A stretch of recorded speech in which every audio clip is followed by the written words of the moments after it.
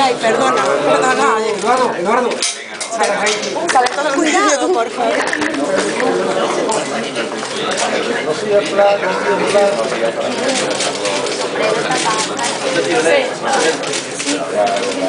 ¿Qué queréis que hagamos? Estamos a vuestra disposición.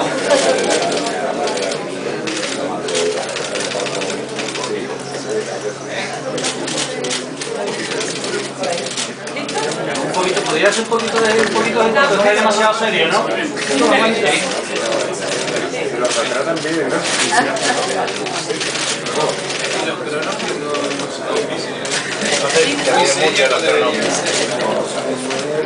¿Bien?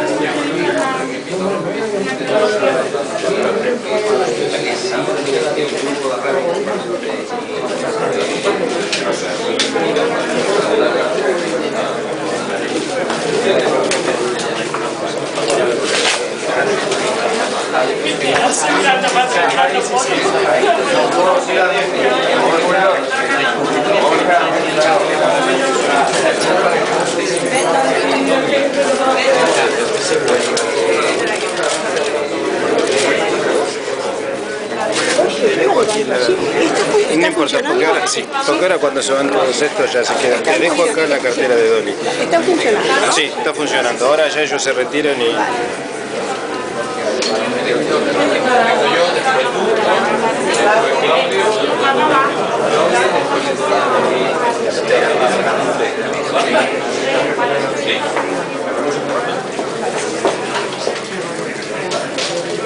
Muy buenos días.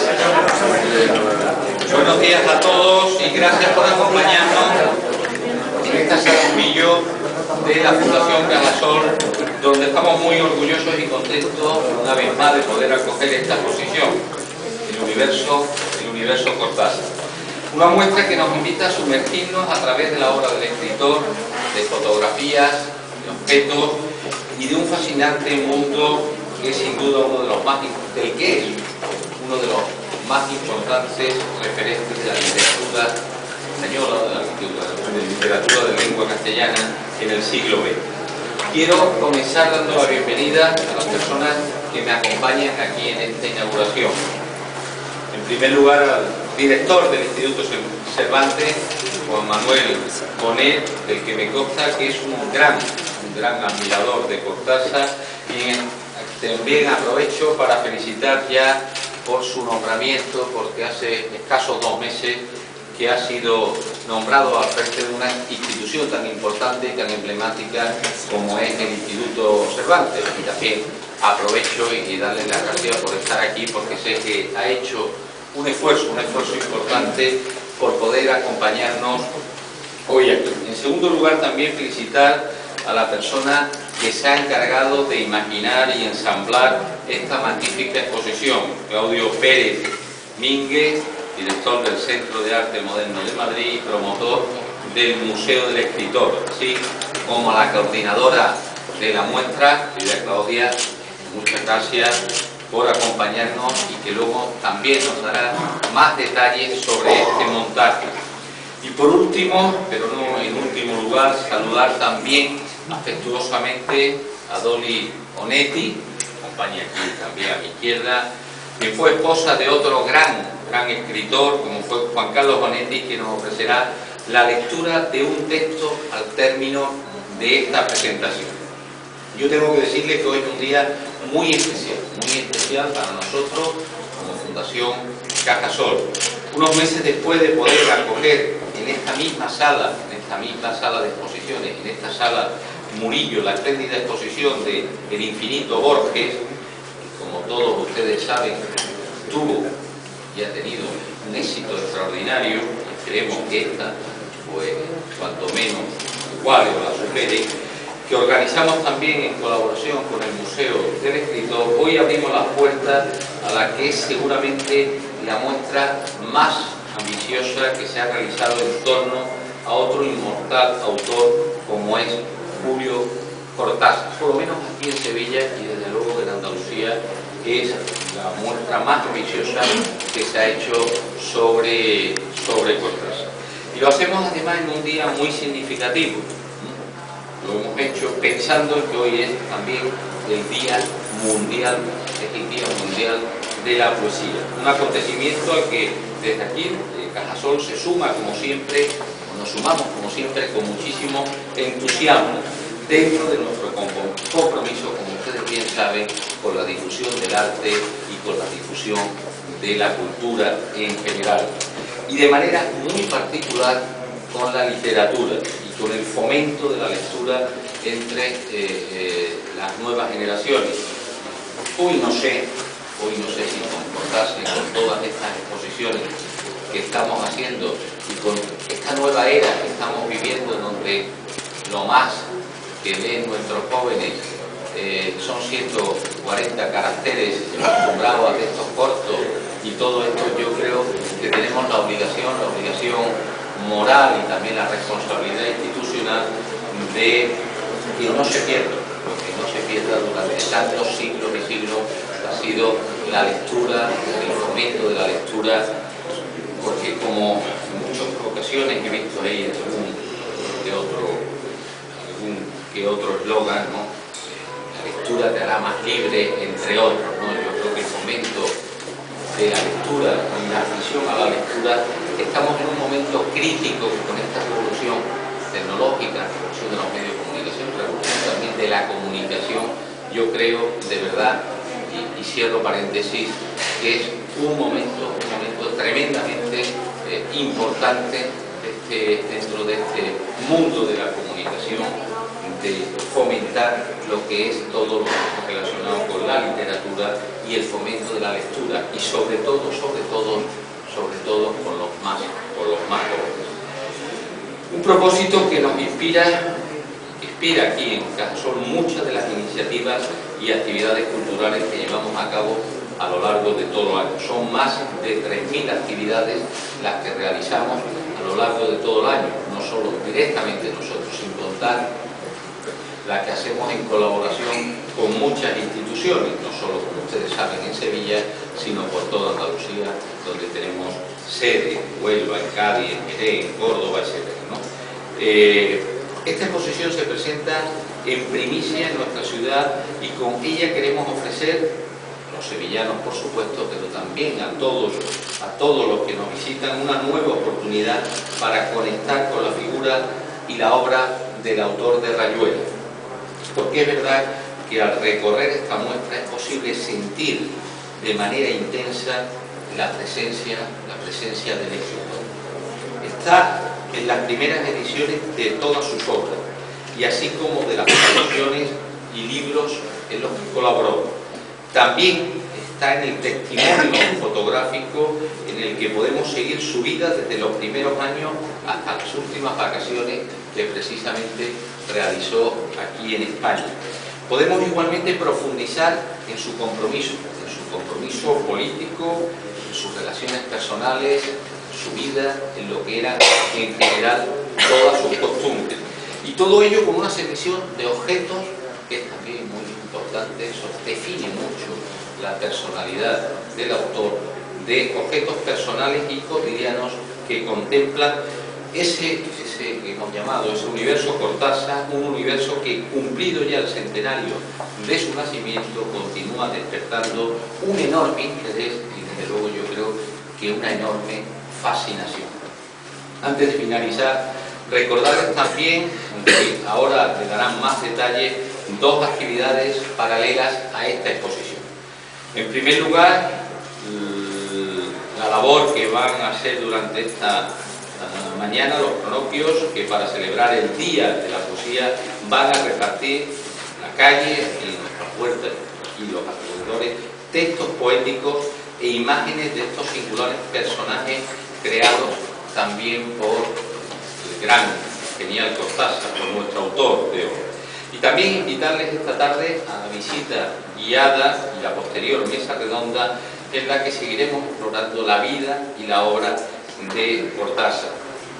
Yo creo que es muy importante, como os decía también anteriormente, que al hilo, y lo hemos hecho con exposiciones anteriores, Borges y ahora algunas más, seamos capaces de crear un mundo, un universo, una atmósfera alrededor de todo lo que estamos haciendo. Precisamente es lo que pretendemos con este tipo de actividades, que se debata, que se discuta sobre literatura, sobre el autor, porque yo creo que eso es realmente lo fascinante y es lo que realmente también es capaz de atraer, de entusiasmar a... Pues ya no voy a decir, de verdad que tenemos un interés especial, en general al público, iba a decir, pero tenemos un especial interés como institución que todo este tipo de actividades seamos capaces de llevarlo a los más jóvenes. Todo ello también traeremos grupos escolares más pequeños donde posiblemente esto les quede muy lejos, pero lo acompañamos en actividades didácticas con la idea fundamental de hacerles una inmersión en el mundo de la cultura y especialmente en el mundo de la literatura, porque, repito, nosotros estamos especialmente vinculados, preocupados y queremos fomentar todo el desarrollo de la literatura, sobre todo en los más jóvenes, crear una cantera que yo creo que la sociedad del futuro la necesita. Por último, y ya termino, les deseo que disfruten de la exposición y que la visita sobre todo les inspire a volver a leer a Cortázar, a regresar en definitiva a ese universo que, siendo tan personal, también es tan nuestro. Muchísimas gracias a todos por la atención.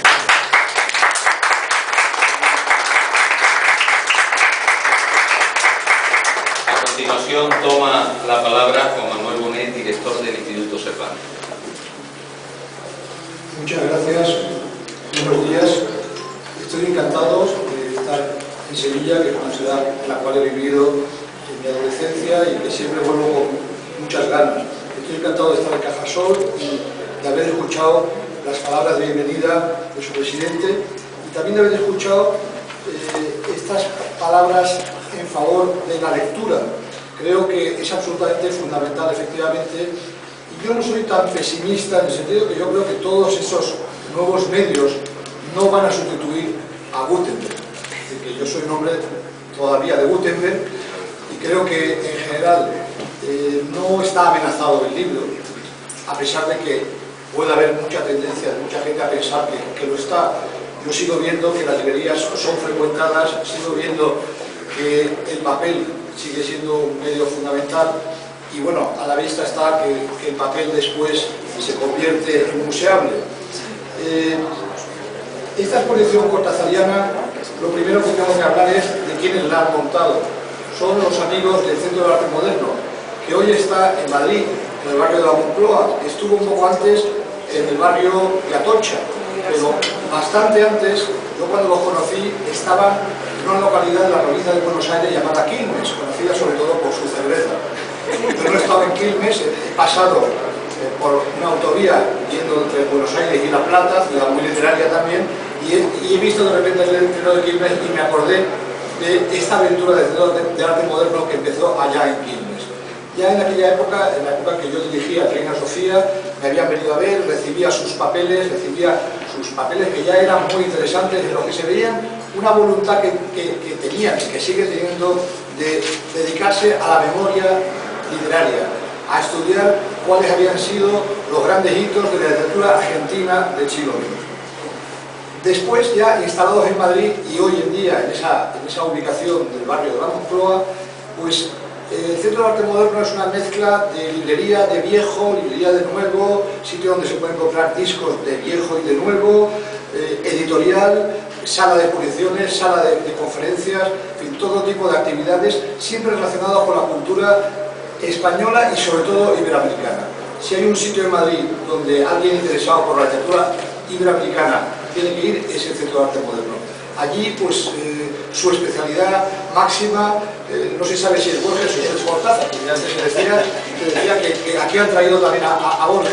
Borges, que es un referente fundamental en la juventud de Cortázar, y pese a las muchas diferencias, entre ellos ideológicas, que había entre ellos, sin embargo siempre hubo un gran respeto entre ellos. Bueno, pues esos son dos de sus máximas finalidades, pero también están Bioy Casares, Alejandra Pizarnik, a la cual dedicaron una exposición en ese espacio ejemplar que es el Madrid Casa Sefarad, Vallejo, Onetti, César Moro, Eguren, Westphalen, es decir, no solamente estamos hablando de literatura de su país, sino que en general hay una curiosidad, digamos, omnívora por todo lo que es el español de Allende el Mar. Yo creo que los españoles, ya desde finales del siglo XIX, ha habido en España una conciencia de que del otro lado del Atlántico estaba habiendo unos desarrollos del idioma español y de sus frutos literarios que transformaron muchas cosas. No hay que olvidar, por ejemplo, que el modernismo en el sentido simbolista, ¿no?, de la palabra, no el modernismo de la vanguardia, que eso es un anglicismo. El modernismo español de Juan Ramón Jiménez, de Villaspesa, de Antonio Machado, muchos de ellos andaluces, pues quien trae el fermento de ese modernismo es el nicaragüense Rubén Darío. Y lo trae además de París, o vía París. Lo inventa en el Nuevo Mundo, en Valparaíso, publica Azul, después en Buenos Aires publica Los Raros, y ese mundo francés, que luego él vivirá también en directo en París, lo va a traer a España. En el caso de Julio Cortázar estamos ante otra figura absolutamente fundamental de las letras del Nuevo Mundo. Yo no lo conocí personalmente, recuerdo su alta efigie cruzando en una ocasión con ese secreto de la juventud que él tenía, que parecía mucho menos años de lo que tenía. Lo recuerdo en una feria del libro de Madrid de mi juventud. No lo conocí en persona, tengo muchos amigos que lo conocieron, pero tuve la suerte, como lo han tenido mis amigos del Centro de Arte Moderno, de conocer mucho a Aurora Bernardes, su inolvidable viuda. Un personaje fantástico que hizo muchísimo por la memoria del que fuera su marido. Es un inmenso escritor. Es un escritor nacido en Europa, nacido en Bruselas. Hay una placa ahí que lo recuerda. Criado en esa Europa y vuelto con sus padres a la Argentina. Vive una Argentina profunda, no solamente Buenos Aires, sino que hay todos unos peligros provinciales. Una Argentina en la cual él es un lector. Hablaba un presidente de la necesidad de fomentar la lectura. Bueno, él desde luego tuvo buenos maestros y leyó todo lo que pudo en su juventud. Leyó todo lo que pudo, y una buena parte de eso no era solamente literatura española, era también literatura francesa o inglesa o norteamericana, pero la francesa de un modo especial. Él descubre, con bastantes pocos años, con una veintena de años, descubre el libro que va a ser su sésamo, digamos, para la literatura y para la modernidad en general, que va a ser Opio de Jean Cocteau. En ese libro él va a encontrar el catálogo, digamos, un poco de los faros que luego va a tener. Van a ser todos aquellos que son los raros, por decirlo como comentario, los marginales, los Alfred Jarry, los de Quirico, los Apollinaire, los Breton, y todo el mundo de las vanguardias, del cubismo, del surrealismo, etc. Eso es por donde empieza. Después, por supuesto, va a encontrarse con el magisterio al cual me he referido antes, de Borges. Va a encontrarse con amigos literarios, por ejemplo, con Daniel Devoto, entre otros, ¿no?, de cuya biblioteca seguro que hay alguna cosa por aquí. Hay fotos también. Y hay fotos, seguro. Después va a hacer la experiencia de París. Es una experiencia que casi todo iberoamericano que se precie la hace en algún momento de su vida. Una enorme parte de la literatura iberoamericana se ha hecho en los cafés de París, los cafés de Montparnasse sobre todo. César Vallejo, Adolfo Carpentier, Miguel Ángel Asturias, habían pasado por esos cafés de París en los años 20. Él llega a finales de los 40, se establece allí, va a ser su ciudad principal de residencia, va a ser la ciudad donde morirá. Él traía ya París en la cabeza, pero en París se va a afianzar su amor por esa ciudad. A la vez, un amor hecho muchas veces de desarraigo, un amor en el cual también está la componente del desarraigado iberoamericano que llega y que va desde París a repensar su condición de iberoamericano, a pensar a fondo en su condición de iberoamericano y a conocer a mucha gente que las conoció en París. Todo el fenómeno del boom pasa en enorme medida en París. Allí es donde va a ver a García Márquez, allí es donde va a ver a Vargas Llosa, a Jorge Edwards, a todo ese Jorge Edwards, que es uno de los supervivientes hoy de esa época. Va a vivir todo eso y lo va a empezar a traducir en textos extraordinarios. La génesis de Rayuela son todos los años 50, con esa correspondencia que existe con Jonquière y otras cartas, pero todas las cartas a Jonquière, publicadas autónomamente, seguro que está por ahí también el libro, pues las cartas de Jonquière nos permiten ver la génesis de esa obra maestra. Ese libro Bifronte, ese libro que es a la vez París y Buenos Aires, A mí me gusta siempre más la parte de París que la de Buenos Aires. Tiene otros textos muy importantes sobre Buenos Aires, pero ese libro sobre todo es París. Es la fascinación de París, el arte moderno, el jazz, las galerías, el Sena, los clochard, todo eso, y el personaje desde la primera página de la maga, sobre la cual se han hecho todo tipo de especulaciones, pero la maga existió y está viva, o sea, es un personaje real. Edith Aron. Después, en ese libro está la búsqueda de raíces en ese París, por ejemplo, el formidable personaje de Bertrand Pala, pianista, las caminatas por Bar Latino, las caminatas por el Sena, las caminatas por las islas de París, por el Marais, por muchísimos lugares. Va a haber muchos otros lugares de su obra en los cuales va a darnos ráfagas de París. En París es donde nacen las historias de Cloropios y Farmas, totalmente vinculadas al jazz en su origen. En París es donde también va a situar el cuento del perseguidor, también influido por el jazz. En París es donde luego va a escribir 62, Modelo para armar, que es una novela mucho más experimental todavía que Rayuela. Rayuela tiene el famoso sistema de lecturas posibles, yo la he leído siempre linealmente, pero hay una invitación a leer la novela más experimental. Pues una novela todavía más experimental y menos conocida, pero muy interesante, es 62, Modelo para armar, desde cuya cubierta misma está mezclando tres ciudades. Está mezclando París, Viena y Londres, y luego una ciudad por debajo de las ciudades, que es una ciudad de los sueños, muy influenciada por la pintura metafísica de Quirico o por la pintura de los belgas Magritte y Delvaux.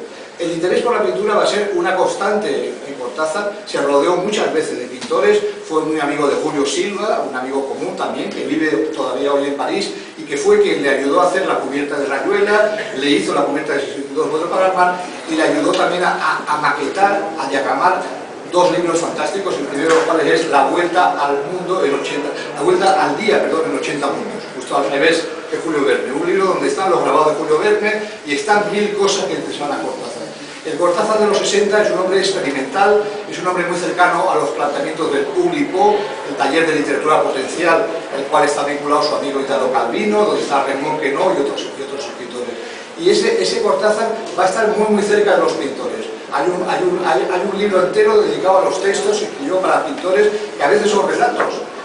El texto Graffiti, que es sobre Tapies, es un relato sobre la ciudad y los grafitis. Y el texto sobre Taulé, pues es un cuento donde una mujer va en un coche hacia Provenza y se va a encontrar de repente pues un museo provincial, dentro del cual hay una exposición de ese pintor, y ese texto está escrito rodeado por Cortázar de las fotografías de los cuadros de este catalán de París, que también he frecuentado mucho en mis años de París. Yo mismo he hecho una exposición en París, la conocen bien mis amigos del Centro de Arte Moderno, sobre Cortázar y París, con un diccionario sobre Cortázar y París, donde doy un poco cuenta de todo esto.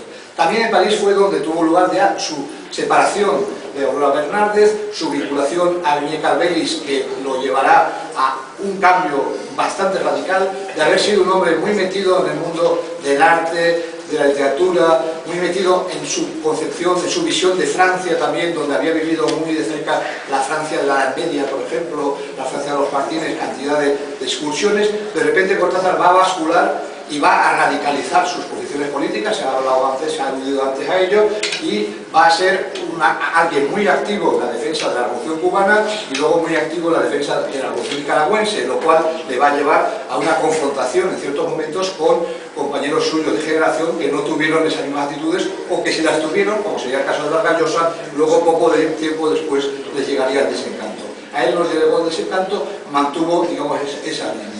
Luego está el final de su vida, ya acosado por la enfermedad, en el cual encuentra, digamos, una paz definitiva en compañía de Charlotte Dunlop, y escritora canadiense, con la cual protagoniza un libro como el libro de los cosmonautas de la cosmopista. Siempre es un lío citar ese título, que es como La Vuelta al Día o La Vuelta al Mundo. Ese libro, que es un viaje experimental, casi digamos de artista conceptual, casi podemos decir, en el cual se mezclan texto e imagen recorriendo la autopista que va de París a Marsella.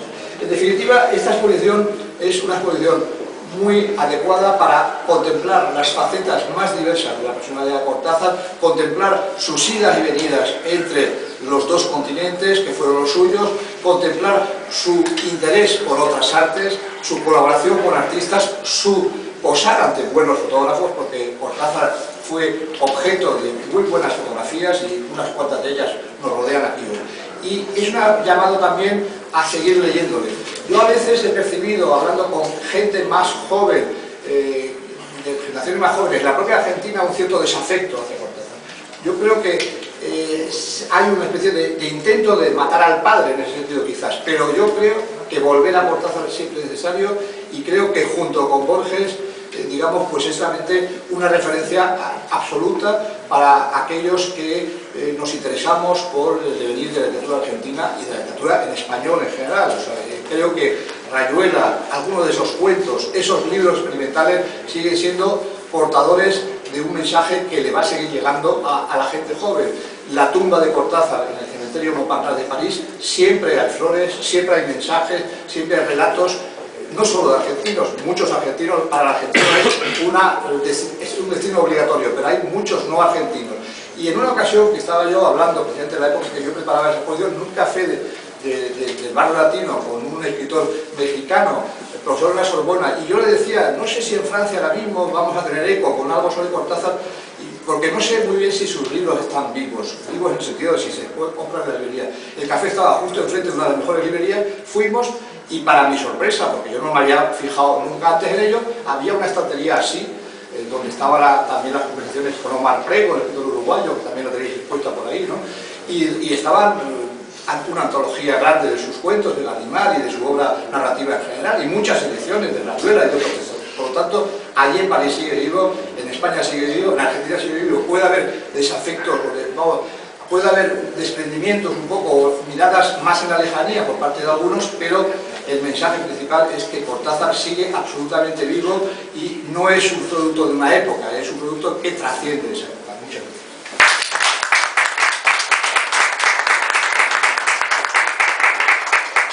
Juan Manuel, desde luego, experto en Cortázar. Bueno, tiene la palabra Claudio Pérez Mínguez, comisario. Hola, buenos días. El Museo del Escritor, que forma parte del Centro de Arte Moderno, lo hemos formado con Raúl Manrique, que está aquí conmigo, y hemos comisariado esta exposición, pero para no abusar de su buena voluntad, voy a hablar yo solo y muy brevemente. Ya Juan Manuel ha dado un extenso recorrido y muy puntilloso sobre los hitos fundamentales de la vida de Cortázar, así que yo fundamentalmente lo que quería es dar nuestro agradecimiento a la Fundación Cajasol, al señor Antonio Pulido, que nos permite otra vez estar en este magnífico lugar presentando esta exposición, que además es la primera vez que se presenta y estoy muy contento que sea en Sevilla, una ciudad que quiero mucho, aunque no he vivido como Juan Manuel, que sea la primera vez que se presente esta exposición en esta ciudad. Quiero agradecer también a Juan Manuel Bonet, tengo muchas cosas que agradecerle. Él contaba, nos hemos conocido a través de una amiga que me gustaría citar, Silvia Coppola, que lamentablemente... sí, en el Museo de Arte Moderno nos presentó Silvia Coppola en Buenos Aires. Y bueno, ya no tanto nosotros, pero seguramente sí. Hija de un gran fotógrafo. Sí, hija de Horacio Coppola y de Grete Ster.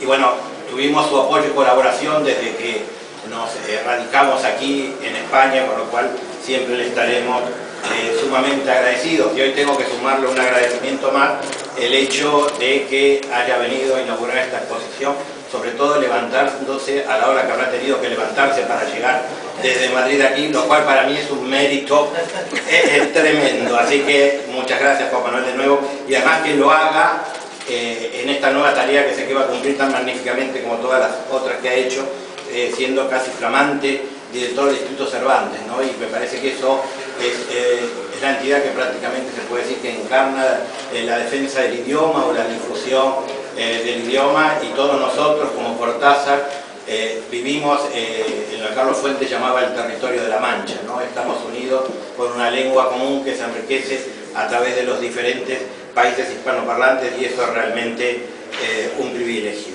Quería agradecer también a Dolly Onetti, que está aquí, que con sus 92 años, ella vino a España para presenciar el estreno mundial de una ópera sobre la obra de Juan Carlos Zanetti, La ciudad de las mentiras, que se hizo en el Teatro Real, y extendió su estadía en España para sumarse al homenaje a otro escritor que ella conoció y que su marido conoció aún mucho más.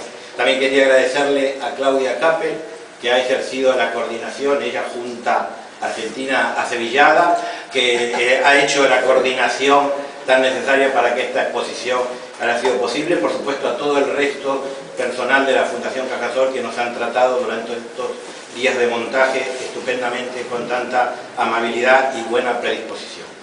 Yo casi ya para terminar quiero decir que nosotros dedicamos, ya Juan Manuel la ha nombrado, esta exposición la hemos dedicado a Aurora Bernardes, primer mujer de Julio Cortázar, y que fue quien se encargó de su obra A la muerte de Julio. Fue una amiga muy querida que tenemos presente todos los días, nos acordamos de ella, y como dice Dolly, nadie se muere mientras que alguien se acuerde de ella, ¿no? Entonces estoy convencido que Aurora está presente aquí entre nosotros.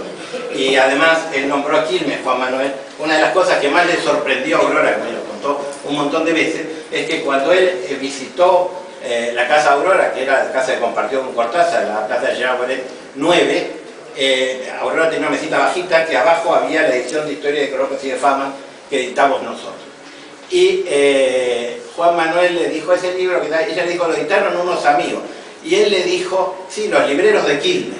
A Aurora eso le pareció surrealista, ¿no? Que un español residente, digamos, dirigía al Cervantes de París en ese momento, conociera a Quilmes, le pareció una cosa que le quedó a ella grabada, por eso pues, quería citarlo aquí. Y para terminar, decirle que esta exposición es ambiciosa en el sentido que lo decía Antonio hace un rato. Yo creo que aquí está básicamente todo lo que tiene que ver con la obra de Cortázar, digamos, todas las pistas, las pautas de todo lo que tiene que ver con la obra de Cortázar y con la persona de Cortázar, ¿no?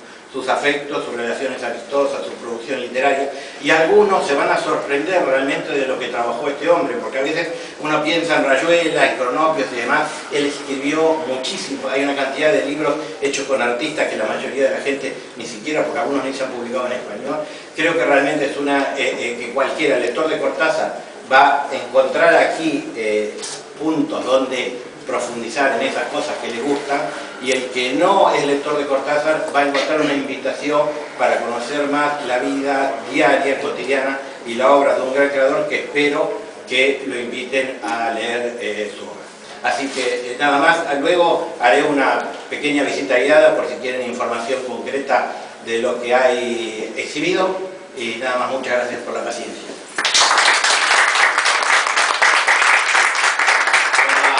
Toma la palabra Claudia Capel, que es la coordinadora, como hemos explicado antes, de todo este enjambre o ensamble. Claudia. Gracias por acompañarnos. Yo quiero agradecer especialmente a Antonio Pulido, director de la Fundación Cajasol, porque siempre escucha los proyectos que tienen que ver con la literatura, y es una felicidad que la Fundación Cajasol dé un espacio tan importante a los libros, porque es una manera de fomentar la lectura, dé un espacio tan importante a los escritores en lengua española, porque nuestro idioma es el tesoro que compartimos muchos países en el mundo a los dos lados del mar. Es una felicidad que nos acompañe el director del Instituto Cervantes, que tanto trabaja por nuestra lengua, a la que hay que cuidar. En el mundo hoy somos alrededor de 400 millones de personas quienes hablamos español. 550 millones de personas. 550 millones de personas. Es decir, es uno de los idiomas más hablados del mundo después del chino, que solo lo hablan los chinos. En este caso, somos muchos quienes hablamos español, en todo Latinoamérica, en España y en muchas, como segundo idioma, en muchos países del mundo, como por ejemplo en Estados Unidos, que es la segunda lengua. Entonces la literatura, la lectura, el amor por los escritores que han trabajado en nuestra lengua es muy importante, y estoy súper agradecida a la Fundación Cajasol y a su presidente por darnos un espacio siempre tan bueno para fomentar las letras. Hoy vamos además a divertirnos con los cronopios, que son los personajes imaginarios y poéticos creados por nuestro querido Julio Cortázar, unos seres de los que poco se sabe, y cada uno se imagina como puede, los vio por primera vez cuando fue a ver un concierto de Louis Armstrong, que era para él el enormísimo cronopio, fue su inspiración. Y a partir de ahí hay historias muy tiernas que relacionan a los cronopios con las flores, con las tortugas, con las tizas de colores, con las terapias, con las llaves, con la vida cotidiana. Una vez terminada la inauguración, los cronopios saldrán a la calle a regalar textos poéticos para celebrar también el Día Mundial de la Poesía, que es hoy, lo cual es además una felicidad extra. Les agradezco mucho por acompañarnos, quiero agradecer también a los comisarios de la exposición, Claudio y Raúl, y especialmente a la divina de Dolly Onetti, que nos está acompañando desde la memoria también de Juan Carlos Onetti, otro maravilloso escritor, en este caso uruguayo. Tenemos la suerte, los que hablamos español, de tener unos escritores extraordinarios. Dicho en la tierra donde nacieron los Machado, donde nació Cernuda, donde nació Gustavo Adolfo, es decir, estamos llenos de maravillas. Muchas gracias.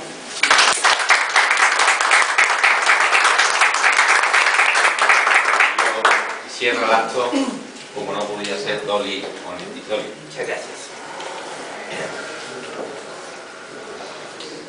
Lo que más unió a Cortázar y Onetti fue la cicatriz que Juan llevó el resto de su vida en los nudillos de su mano derecha.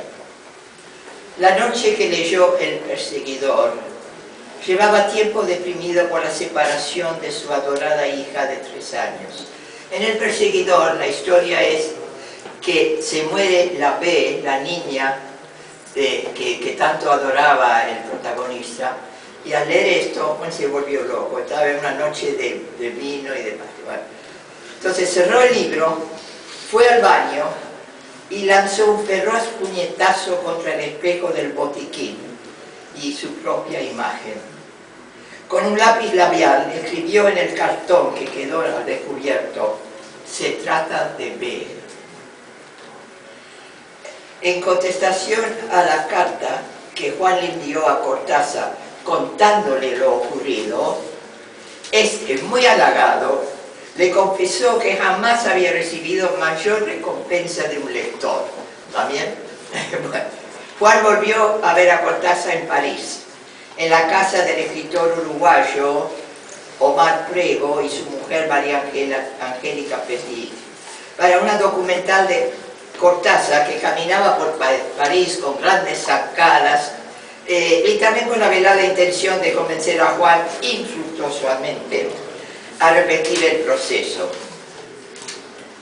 La última parte es cuando Cortázar estuvo hospitalizado. Prego, los dos estaban en París, lo visitaba diariamente. Entre sesiones de Brahms y Mozart, eran muy adictos a la música clásica de esa época.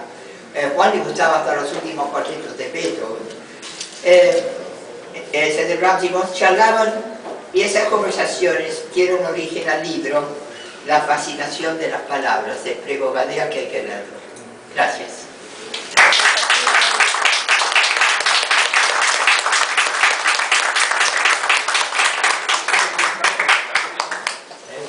Bueno, pues damos una vuelta, una visita, ¿no? Bueno, muchas gracias, Manuel. Bueno, querido.